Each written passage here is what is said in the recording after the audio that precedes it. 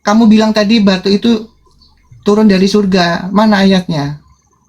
Sekarang siapa yang nggak Mana? kondusif? Ayatnya mana? Belum. Kamu kan bilang batu itu turun dari surga. Mana? Kamu tahu dari mana itu? Hah? Minggat sendiri. Ya, itulah mereka teman-teman. Dengar dari ceramah bohong dibawa-bawa. Ya, itu batu dari Allah. Di surat mana? Dalilnya mana? Gak ada. Nih, Sahih Muslim nih. 422.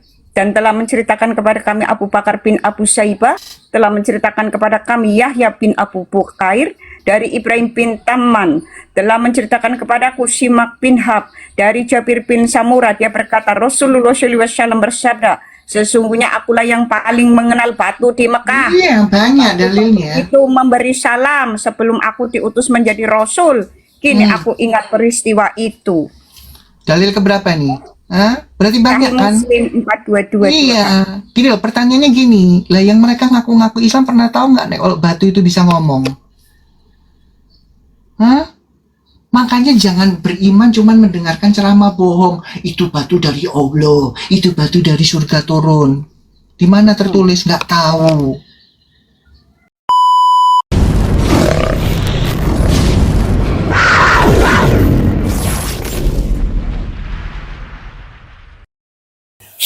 Intinya kalau yang dipermasalahkan itu digantung, bukan digantung dalam arti leher yang dicekik terus digantung kayak hukuman mati bangsa lain ya, mungkin di Arab itu masih mengenal hukum gantung ya.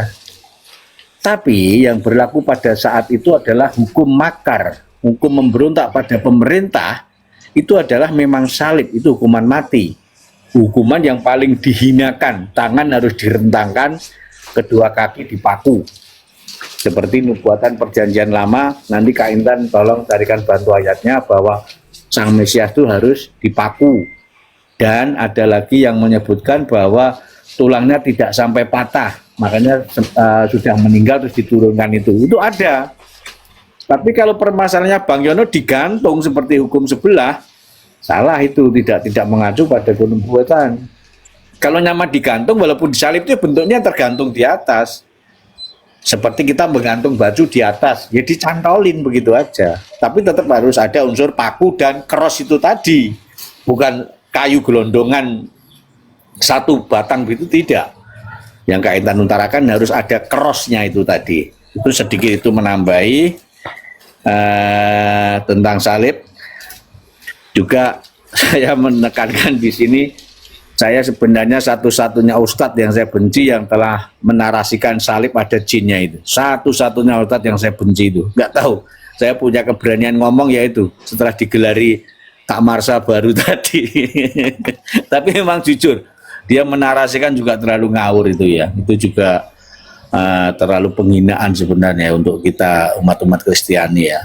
Tapi bagaimana juga lah, kita nggak tahu.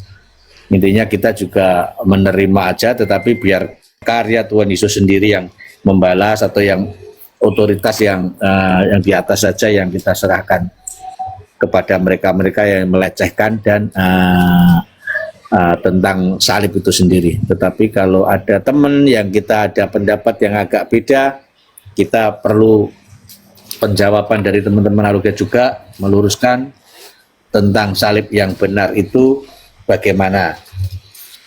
Jadi bukan digantung kayak sebelah, bukan, tetapi tetap dipaku, ada unsur pakunya dan harus direntangkan, dihina sehina-hinanya.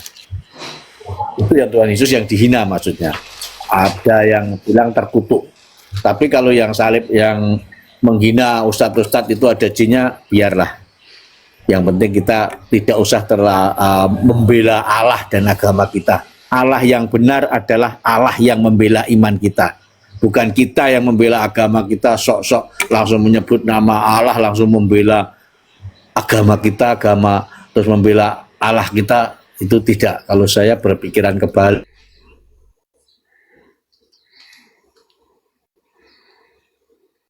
Itu dulu Kak Marsha, monggo lanjut.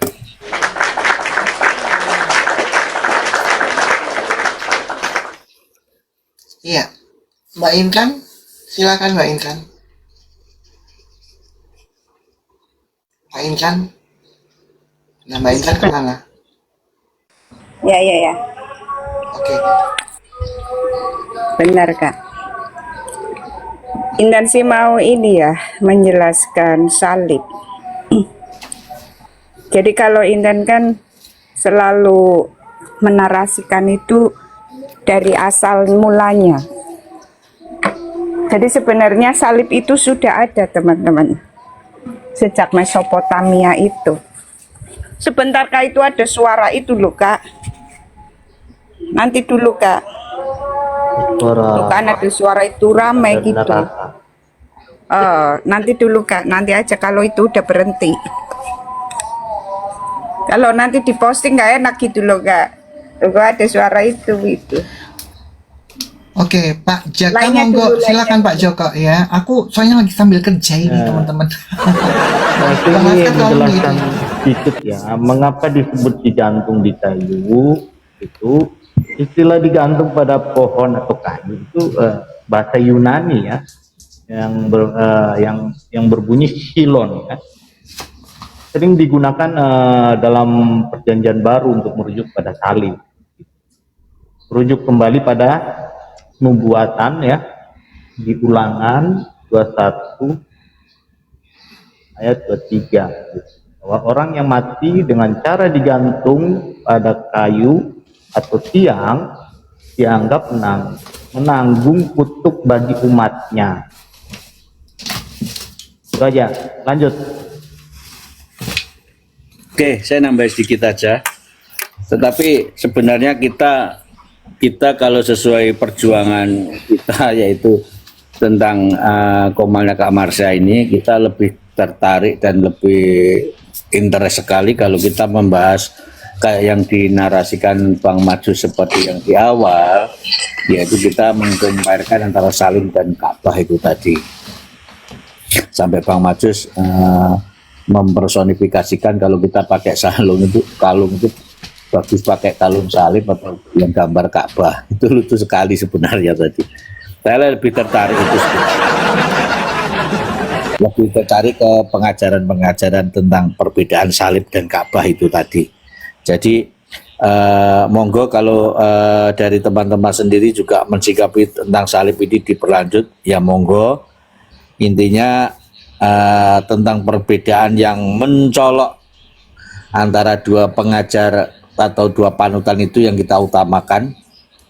Itulah perjuangan kita.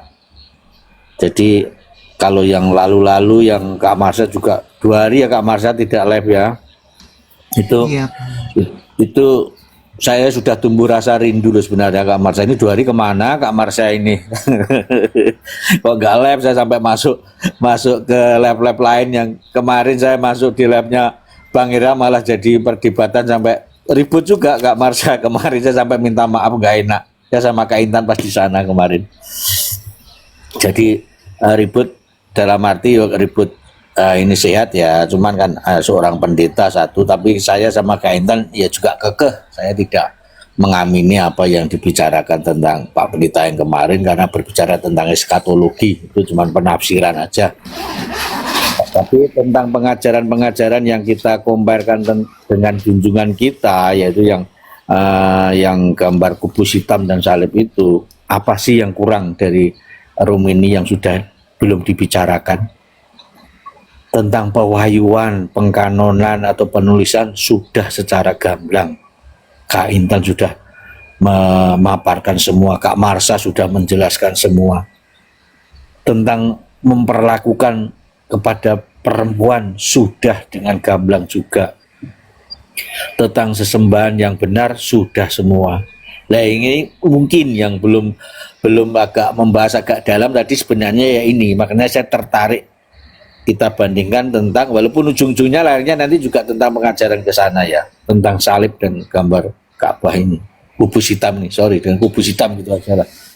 Kita kubus hitam dan salib ini kita kaji-kaji terus, lebih tertarik mana seperti Bang Majus tadi, itu gambar apa yang lebih menarik ke audiens, kubus hitam kah atau salib kah atau mana yang ini juga yang berkenan di hadapan Tuhan. Gambar itukah, lambang apa yang diperkenankan di hadapan Tuhan? Begitu tentang perbandingan salib dan kubus hitam. Jadi kalau Ka'bah kubus hitam yang Kak Intan utarakan sudah berulang-ulang, itu sentral pemujaan pagan, juga kepala iblisnya ya istilahnya, kepala iblisnya itu ya. Apa saya ingat acara Kak Intan itu saya terlalu ingat terngiang-ngiang itu. Kubus hitam kepalanya. Kalau salib kita gini teman-teman, itu kita cuma lambang iman ya, sebagai lambang iman untuk menginterpretasikan kita bahwa kita salib ini loh, sebagai lambang iman kita biar tambah-tambah lebih iman, semakin tambah memandang tanda tambah itu kita semakin kuat, semakin bertambah iman kita. Permasalahannya begini, kalau sama RT sebelah, kalau salib itu kita patahkan, kita bakar, kan tidak masalah karena kita tidak memberhalakan salib itu sendiri. Jadi nggak usah tunggu Nabi Isa turun yang kedua untuk mematahkan salib lah. Coba RT 6 patahkan salib, semua yang ada ketemu salib patahkan. Orang oten tidak masalah karena kita tidak memberhalakan itu sendiri. Tapi sebaliknya, coba kalau pertanyaan kita ajukan ke junjungan, ke panutan dia yang lambangnya kubus hitam. Kalau kita rusak seumpama, dihancurkan seumpama, dia bisa sembahyang kah? Dia bisa sujud secara konsentrasi yang baik kah? Itu yang menjadi pertanyaan yang perlu kita kembangkan teman-teman. Kalau kita salib itu cuma lambang iman, mengekspresikan bahwa itu menambah kekebalan iman kita, jadi nggak masalah sebenarnya. Jadi kalau ada muncim-muncim yang kita menyembah patung, menyembah salib, biarkan aja. Kita balas dengan pertanyaan yang tadi. Coba kalau dihancurkan salah satu, mana yang tetap berjalan cara sesembahannya? Kita perbandingkan sampai dalam. Itu dulu mungkin Kak Marsha. Mau nggak dilanjut Kak Marsha? Kak Marsha?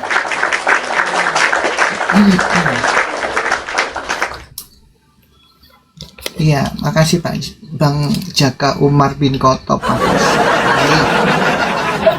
Tambah makin berani Kak Marsha saya.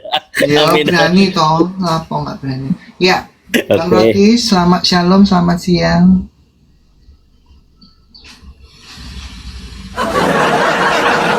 Seperti biasa, saudara-saudara,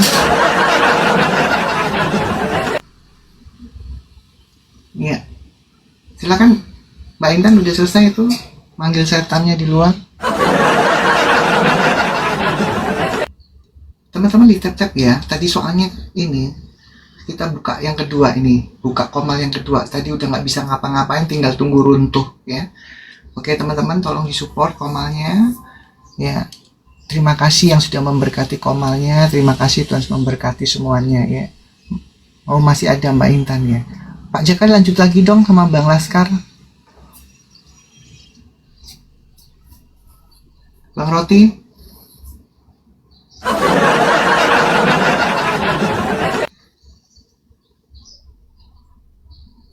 Cek suaranya kedengaran nggak?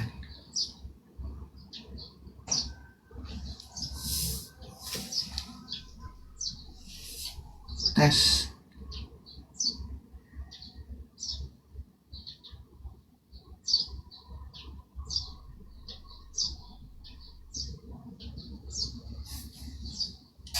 Walah di luar. Ya Pak Jaka monggo Pak Jaka. Sambil nunggu Mbak Intan Pak Jaka. Cek. Tes. Cek. Teman-teman suara saya kedengaran nggak?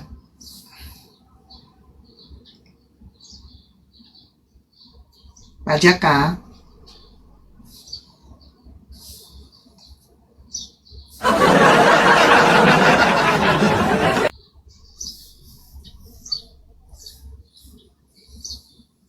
Iya, sorry ya teman-teman.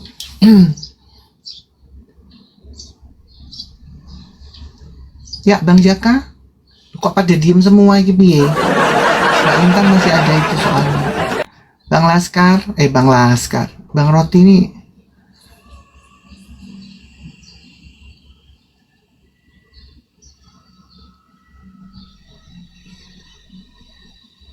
Ini ada yang naik siapa ya? Ntar ya. Halo. Tunggu dulu, ada yang naik ini ya. Tunggu, Hades. Saya di spot kecil aja Kak Marsha. Oke, iya. Selamat siang Hades. Teman-teman tolong tap-tap ya. Ini yang kedua kali saya buka. Tadi udah kena pembatasan banyak banget. Ya Hades, selamat siang. Siang. Saya mau Ya, bicara Islam. sama si Jaka ini. Islam Kristen Hades. Saya Islam. Ya. Oke, bisa kondusif. Oke, iya Bang, nggak apa-apa. Bang. Sebentar, bisa Oke. kondusif itu dulu. Yang penting bisa kondusif, Bisa lah. bisa. Oke, iya. Silakan, ada mau bicara Silakan, apa Bang. sama Pak Jaka? Umat Islam nggak ada yang sembah kubus, Pak. Beda Oh, sama tapi Kristen. kiblatnya kan kubus sebentar, Bang Pacaka. Kiblatnya itu kan kubus hitam. Itu juga kiblat seluruh satanik global itu masalahnya.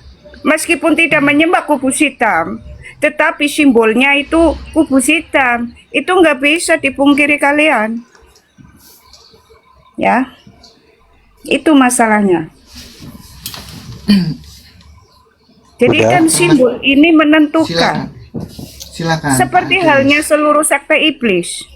Tidak menyembah simbol kubus hitam, tetapi menyembah yang ada di dalamnya, yang memiliki apa sih yang simbol ada itu. isinya?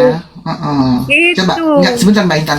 Tahu nggak apa sih yang ada di dalam kubus hitam itu, Pak Hades, isinya? Nggak ada isinya, Kenapa? itu kosong, Ka'bah itu. Lah batu itu apa? Hajar Aswad itu apa? Mainan. Itu di luar, nggak di dalam. Hah? Bukan Batu Bang. saya itu belum batu apa? selesai. Sebentar, Gila. Belum selesai sebentar. udah dipotong. Batu saya. Hajar, sebentar, Pak Hades. Batu Hajar Aswad itu batu apa sih? Batu dari surga. Batu biasa atau batu bisa bergerak atau batu bisa melayang atau apa? Atau batu biasa? Batu yang diturunkan Allah dari surga. siapa? Iya, itu Gimana batu apa? sejarahnya? Ya nanti kita ke sana Mbak Intan ya. Kita kepengen tahu kualitasnya dia. Makanya kita lihat dia tahu nggak batu Hajar Aswad yang kata Anda batu yang diturunkan Allah tuh batu biasa atau batu yang luar biasa? Ya batu biasa, hanya cuman bedanya dia dari surga. Batu biasa, bisa ngomong nggak dia? Enggak. Nah ini Belajar lagi Bang. makanya Dia bisa saya ngomong, makanya Bang. sebentar Pak Jaka, sebentar ya. Kita kepengen tahu dulu lawan kita punya ilmu nggak di dalam keislamannya kan gitu. Nah, ilmunya apa? Enggak, saya tadi belum selesai Enggak, sebentar bernarasi, Pak, udah sebentar. Anda bilang batu itu nggak bisa ngapa-ngapain, batu biasa. Makanya Anda itu sudah berapa lama jadi Islam? Pak, Ya itu emang batu biasa. nggak bisa ngomong. Iya batu biasa itu. Oke, Mbak Intan tolong dibacakan ayatnya. Apa kata Nabi Muhammad tentang batu Hajar Aswad itu? Ini dalil Kalau ya. kita- Koma saya oh. pakai koma, pakai dalil. Yang menghapus dosa itu. Sebentar. Bagian dulu.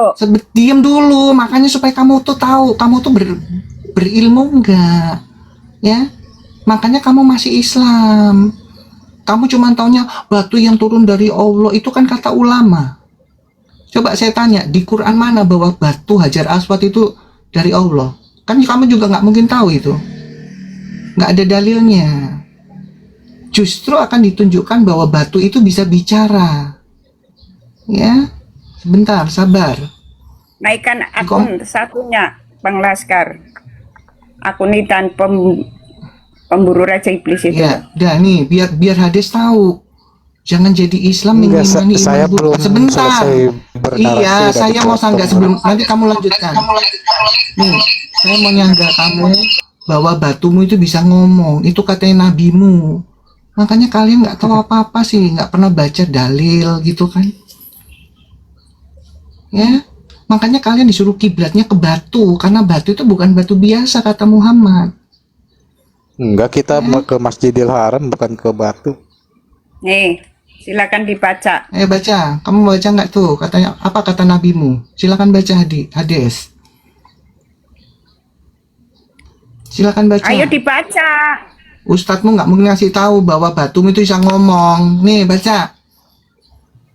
Ya, di sini bukan kayak kamu ngomong itu batu turun dari langit dari Allah. Itu kan omonganmu nggak ada dasarnya. Ya, kalau kita ini sudah membaca semuanya, makanya kalian disuruh arahkan ke kiblatnya di Mekah, karena di Mekah itu ada batu. Ini loh. Baca Des. Tak bacakan ya. Hmm.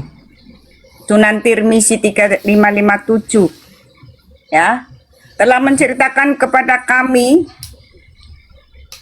Muhammad bin Bashar dan Mahmud bin Ghailan, keduanya berkata telah memberitakan kepada kami. Abu Daud At-Tayalisi telah menceritakan kepada kami Sulaiman bin Mu'adz Ad-Dlabi dari Simak bin Hab dari Jabir bin Samurat, dia berkata Rasulullah SAW bersabda, sesungguhnya di kota Mekah terdapat sebongkah batu Hajar Aswad yang mengucapkan salam kepadaku pada malam hari di mana aku diutus, sedangkan sekarang aku benar-benar mengetahuinya.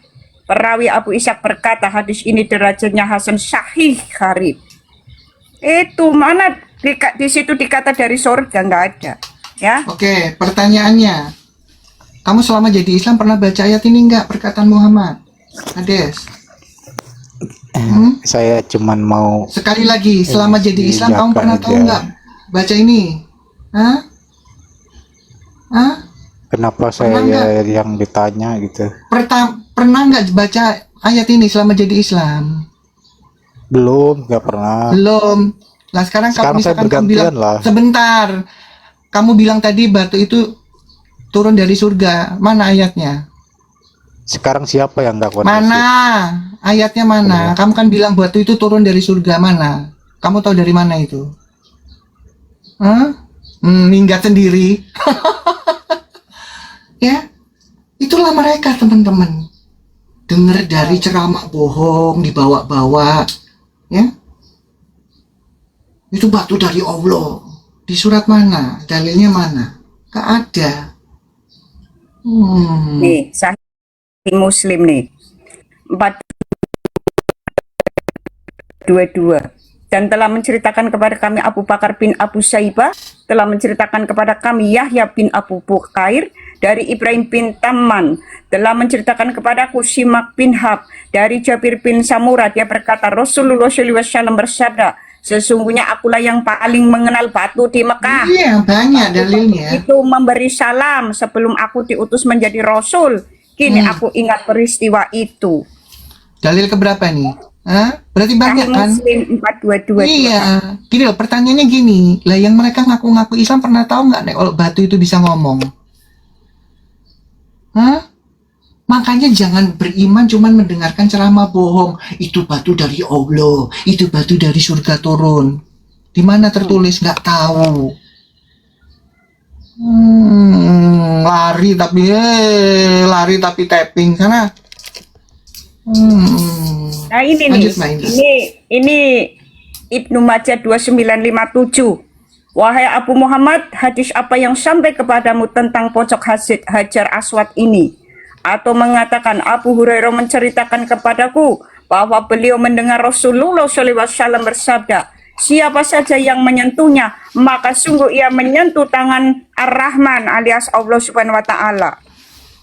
Berarti kalian itu harus mengakui, Ini ya. berarti batu Allah itu Subhanahu yang wa selain Ta'ala bisa, itu batu. ya selain bisa ngomong, ternyata juga tangannya Allah batu itu.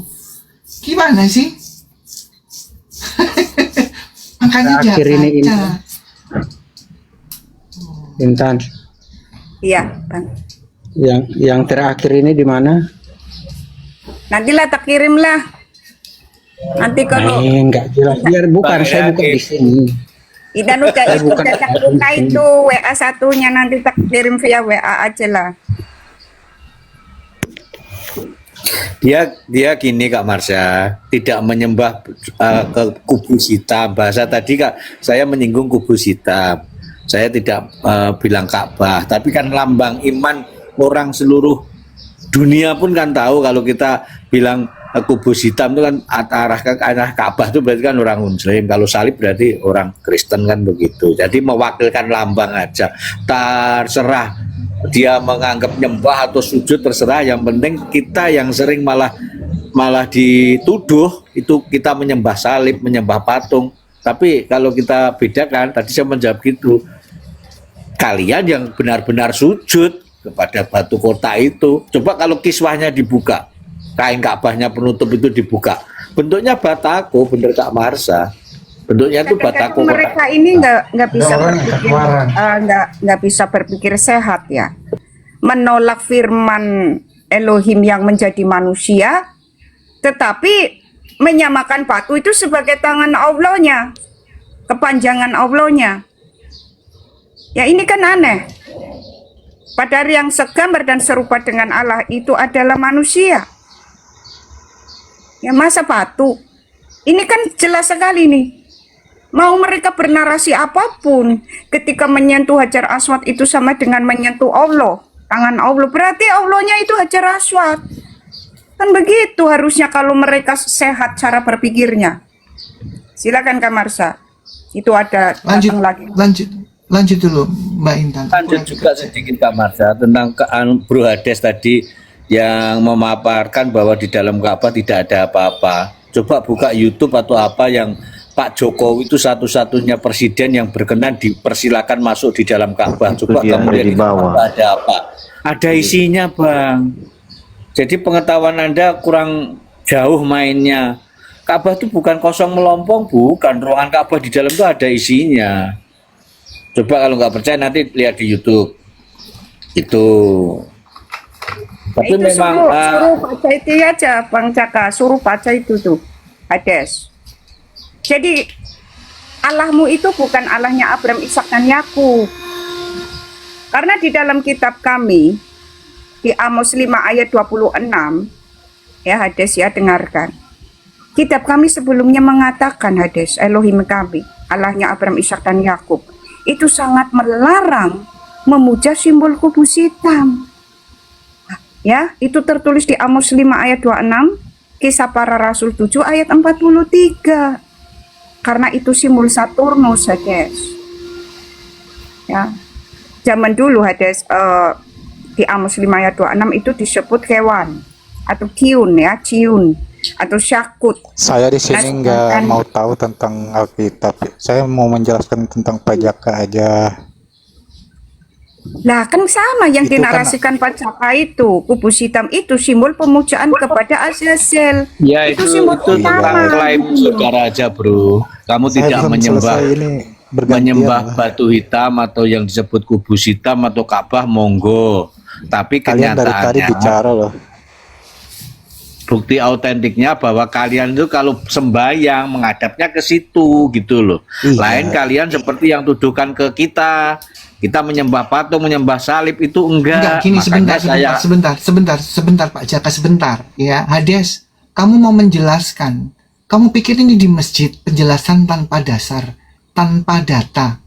Tadi kamu saya tanya, batu Hajar Aswad itu apa sih? Oh, itu batu yang dari Allah. Kamu bilang begitu, mana dasarnya? Batu dari langit yang tahu dari mana surga. kamu? Dari surga Boleh mana? bergantian nggak ngomongnya? Iya, di mana Saya tertulisnya belum datanya? selesai ini. Ya silakan. Kamu tunjukkan dulu mana datanya bahwa Kasih batu itu waktu dari lah 2 Allah. menit kayak 1 Iya, menit mana? gitu. Di mana? Di mana datanya? Coba. Mana datanya, Ya, kita buka faktanya- sama-sama. Ya faktanya kita di dalam masjid nggak ada kubus. Mana yang Beda sama dari Allah itu gereja tertulis yang di dalam mana? masjid Hei, ada kayu salib. ya. Kamu ini siapa yang naikkan lagi nih nanti?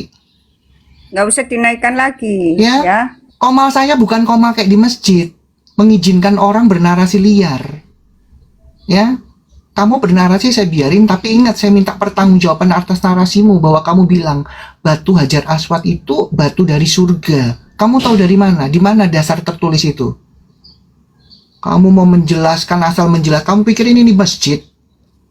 Hah? Nah, pemahaman batu lanjut, dari Mbak Intan. surga, Pak Marsha, ini pemahaman Romawi kuno. Dan itu pun berdasar tadi Mesopotamia. Kita lihat pemahaman batu dari surga dari Mesopotamia yang disebut Kuduru. Ini sudah ada, Hades. Kok itu nggak bisa kalau di Komal ini ya. Kalau di Komal ini kok harus tampilkan data, nggak seperti Komal-Komal lain. Asal ngomong diterima aja itu. Ya kalau di sini nggak bisa. Ya ini dari Romawi kuno. Ini namanya Aphrodite. Ini dari Romawi kuno dulu ya. Ini mengatakan ini batu dari sorga. Aphrodite Blackstone. Ini dari sorga katanya. Pada masa itu mitologi Aphrodite. Ya lalu kita ke Mesopotamia kuno teman-teman. Kuduru. Ya ini simbol Satan. Dari dulu sudah ada ya. Oh nggak bisa kalau sama kita nih. Ini kita lihat batu Kuduru. Ini teman-teman. Ini Mesopotamia nih sebelum Romawi kuno. Ya ini pun mengatakan dari sorga. Ya jadi kau mengimani apa? Mengimani pemahaman siapa? Sedangkan Elohim kami sangat melarang pemujaan pada batu-batu. Di mana itu tertulis, kita lihat ayatnya. Jadi masalah perbatuan itu sudah ditulis di dalam kitab kami. Itu simbol Baal, teman-teman. Dan suatu saat itu dijadikan simbol jamban. Nah itu kan sesuai, kemudian abad ke-7 muncul batu jamban itu seperti jamban. Kan pernah dicuri ya. Kalau sama kelompok apa sih Karamtiah itu. Nah kita lihat ayatnya ya teman-teman. Jadi zaman dulu Elohim kita sudah mengabarkan sebelumnya. Kita lihat ayatnya. Jadi kok nggak bisa kalau di Komal ini narasi liar ya. Kiblat memang kiblat di masjid kiblat, tetapi kiblatnya kan Iya, menuju Ka'bah. Gimana sih kau itu otaknya? betul. Gini, jadi ya teman-teman lain ya, kalian boleh masuk ke Komal-Komal Kristen yang butuh kambing, yang penting ada kambing benar. Di Komal saya nggak butuh. Ya, saya butuh orang yang bernarasi itu berdasarkan data. Makanya kenapa saya mendingan Mbak Intan suruh menjelaskan pakai data daripada saya menaikkan kambing yang asal mangap. Ya, saya nggak butuh.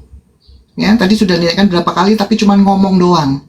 Sementara narasinya saya minta pertanggungjawab, di mana katamu itu batu turun dari surga, tertulis di mana? Nggak bisa. Ya, Komal saya jangan disamakan sama komal-komal, mungkin ada komal Kristen yang mengizinkan, yang penting ada Islam gitu. Komal saya nggak butuh gitu. Ya, lanjut Mbak Intan. Kita itu sedang mencerdaskan ya. Kita itu sedang mencerdaskan.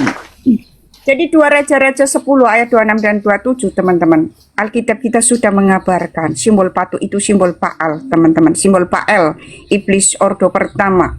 Mereka mengeluarkan tiang berhala rumah Baal atau Baal lalu dibakar. Mereka merobohkan tugu berhala Baal dan membuatnya menjadi jamban. Sampai hari ini only the temple of Baal has a sacred stone. Ya, jadi itu ciri Baal. Ordo iblis nomor 1 di dalam The Lesser Key of Solomon, 72 ordo iblis. Baal itu nomor 1-nya, simbolnya bulan sabit teman-teman. Ya, jadi kita lihat teman-teman, apakah pernah ya sejarahnya Hajar Aswad itu dijadikan jamban? Pernah teman-teman. Jadi Alkitab kita sudah mengabarkan sebelumnya. Ya nanti kita lihat teman-teman. Nih sejarahnya nanti teman-teman screenshot ya. Jadi kalau di sini bukan asal ngomong ya. Kalau Intan dan Kamarsa ini harus ada datanya. Kalau nggak ada datanya berarti dongeng dan bohong. Kalau koma lain terserah ya Kamarsa ya. Iya. Kalau Intan sama Kamarsa ini sudah sepakat harus ada data teman-teman. Tapi Nah ini sebenarnya teman-teman. malah mendidik untuk pintar loh. Ini room ini tuh serius. Jadi Iya, bukan karena istilahnya kita itu asal berdata. congor gitu loh teman-teman. Teman-teman Unslim yang di bawah ya, monggo silahkan naik boleh. Makanya Kak Intan Kak Marsa tekankan berulang-ulang sudah Islam berapa tahun. Sudah baca ini belum, ngasih pertanyaan nanti disesuaikan. Sebentar Pak Jaka. Oke, Kak Intan, monggo. Jadi ini batu Hajar Aswad teman-teman. Bisa dilihat nanti teman-teman bisa cari Ibnu Katsir dalam kitab Al-Bidayah Wan Nihayah volume 11 halaman 187 sampai 192. Ya, ini pernah dicuri oleh Abu Thohir Al-Karamti, kelompok Karamtitah, dan ini batu dijadikan jamban teman-teman.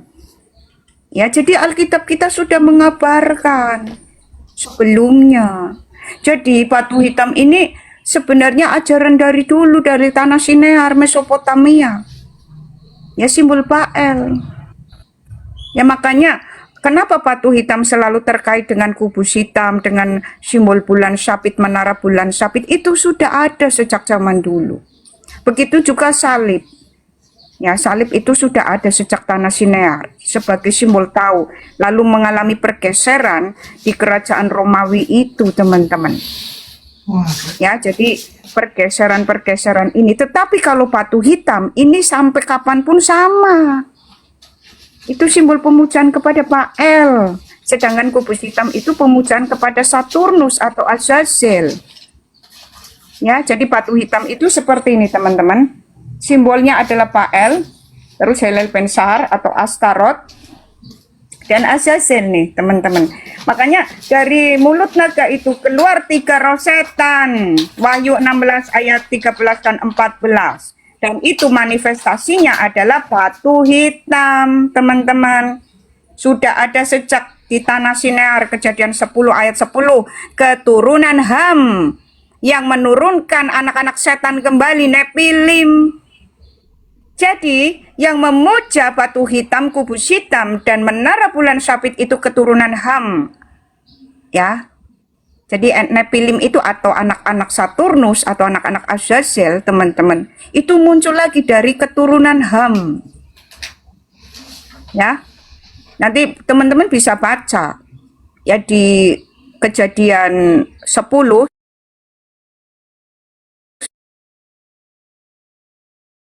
itu memuja simbol yang sama lagi dengan kaum Nepilim, Kejadian 6. Partai 6 ini meneruskan pemujaan kepada si Azazel, meneruskan pemujaan kaum Nepilim, anak-anak setan yang dihancurkan dengan banjir Nuh.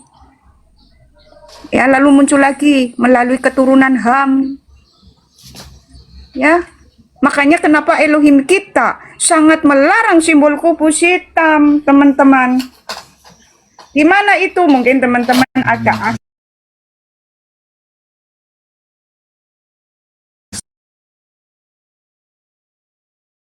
Rasul 7 ayat 43, teman-teman.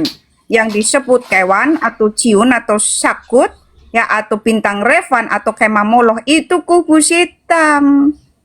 Karena itu simbol Saturnus, kewan itu Saturnus, ciun itu Saturnus.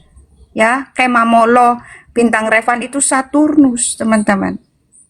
Nah, Saturnus ini julukannya Kronos. Itu sudah ada sejak Mesopotamia. Ya, nanti kalau teman-teman menjelaskan, oh ternyata kewan itu Amos 5 ayat 26 itu Saturnus, itu bahasa Babel.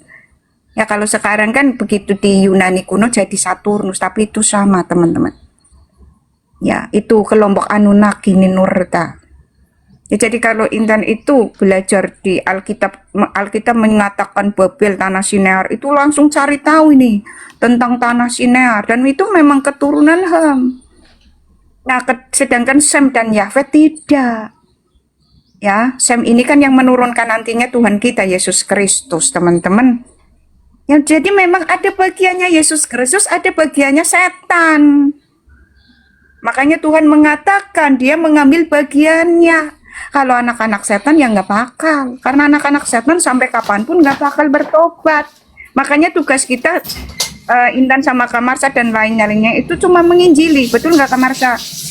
Cuma memperkenalkan. Tetap yang memilih nanti Tuhan. Domba-dombaku mendengar suaraku, artinya anak-anak Yesus kecenderungan itu pasti ikut Yesus. Mendengar suaranya. Anak-anak setan sampai kapanpun itu menolak.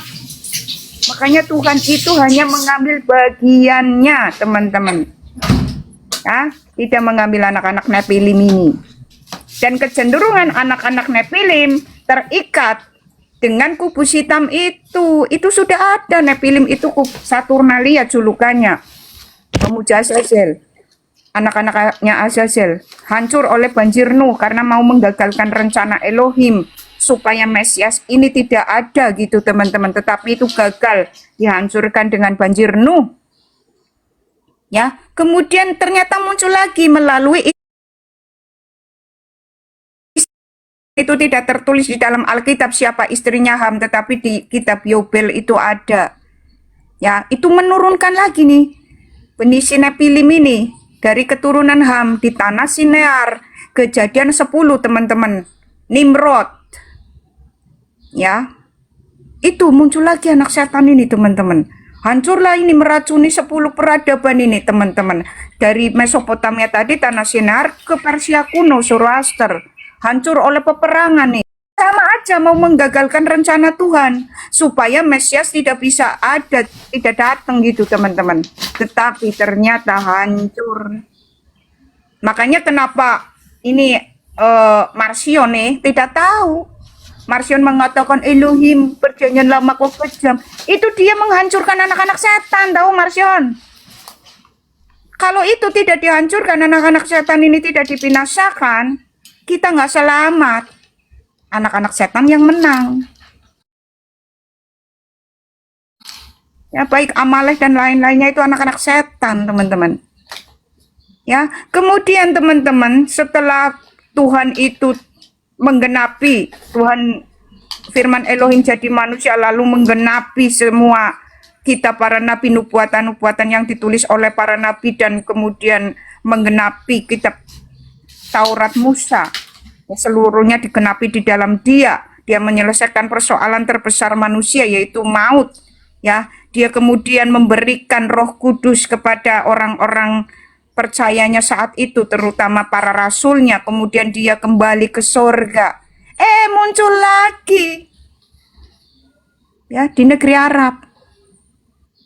Karena simbolnya sama, batu hitam, menara bulan sabit, dan kubus hitam. Oh, Alkitab itu lengkap menjelaskan. Kok mau apa RT 6? Kok sebenarnya sudah terpojok?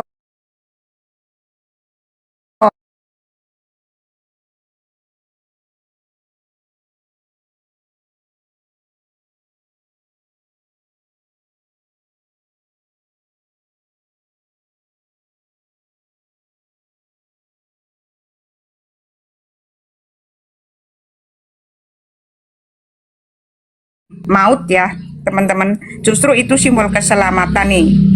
Kita lihat teman-teman. Jadi simbol salib di Mesopotamia itu dulu, termasuk Kaldea dan Babel, itu adalah simbol tahu, simbol perlindungan. Asal mulanya simbol perlindungan teman-teman di tanah Sinar itu. Ya, asal mulanya simbol perlindungan. Nah kemudian setelah itu teman-teman diadopsi oleh Romawi kuno sebagai simbol kutuk dan hukuman. Jadi mulanya bukan simbol kutuk, mula-mulanya, tetapi kemudian diadopsi oleh Romawi kuno sebagai simbol penghukuman yang paling keji. Kemudian diambil alih lagi oleh Tuhan kita, ya, menjadi simbol keselamatan lagi, menjadi simbol kemenangan lagi gitu loh. Ya, kalau Alkitab lengkap menjawab itu, ya, ayat-ayatnya banyak sekali. Tapi kalau kubus hitam ini sampai saat ini masih digunakan sebagai simbol Saturnus, simbol pemujaan kepada Azazel. Jadi kau mau di masjid, mau di mana, tadi seperti Hades narasikan, kita kan di masjid. Iya, tetapi kiblatnya itu kubus hitam. Betul nggak Kak Marsha? Kiblatnya kubus hitam. Semua satanik juga kiblatnya kubus hitam. Ya, teman-teman, sampai saat ini. Makanya disebut the black cube of Saturn atau kubus hitam Saturnus. Ya, yang mempunyai ini awal mulanya ini. Ini dari tanah Sinar. Dan nggak perlu memperlihatkan dari peradaban lainnya ya. Kita langsung ke satanik globalnya ini. Ini satanik globalnya ini. Yang saat ini modern. Ya. Jadi kalian kalah, udah secara data kalah kalian. Ya, kalian ini satanik modern ini, teman-teman. Sampai saat ini yang sekarang ini. Kalah kalian udah. Yang di atas sekte Kabalah, sekte iblis Keyahudian, tengah Arab ya. Yang sebelah kanan atas itu seluruh kuil satanik internasional, yang sebelah kiri bawah itu kuil Freemason, yang sebelah kanan bawah itu salah satu kuil sekte iblis terbesar, sekte iblis fajar emas Aleister Crowley. Udah kalian sama kok. Silakan Kak Marsha. Sama kalian ya. Jadi itu simbol Saturnus gitu. Kubus hitam itu Saturnus. Makanya the black cube of Saturn atau kubus hitam Saturnus ya teman-teman. Itu simbol 666 teman-teman. Ya kita lihat black cube of Saturn ini teman-teman.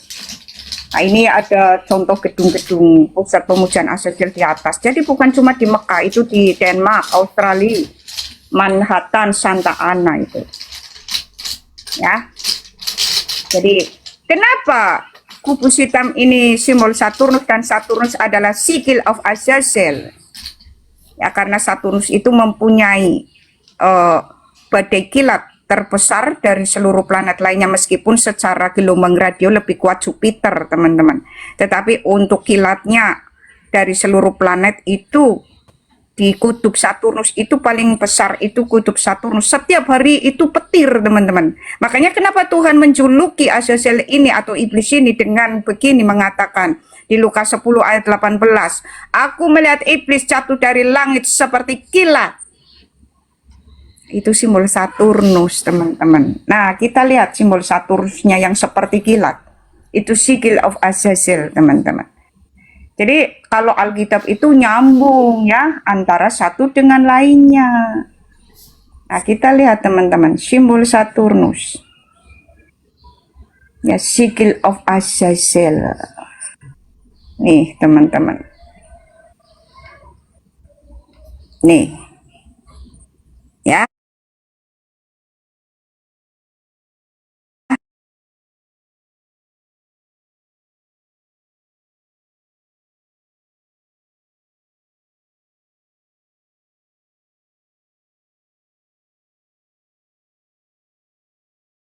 Mengikat di dalam darah manusia yang belum ada tanda materai Roh Kudus teman-teman. Ya makanya seperti simbol kromosom atau DNA. Kita lihat teman-teman sigil of Azazel nih. Kubus hitam. Nih teman-teman ya.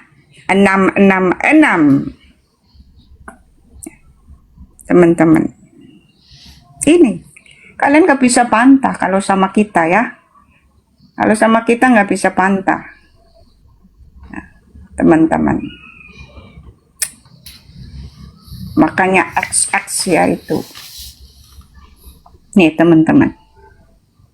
Nggak bisa bantah kalian. Ya. Saturnus ya simbolisme. Artinya mengikat darah kita ini. Ya. Makanya kita butuh Yesus Kristus untuk membersihkan ini supaya kita tidak berakhir dengan maut.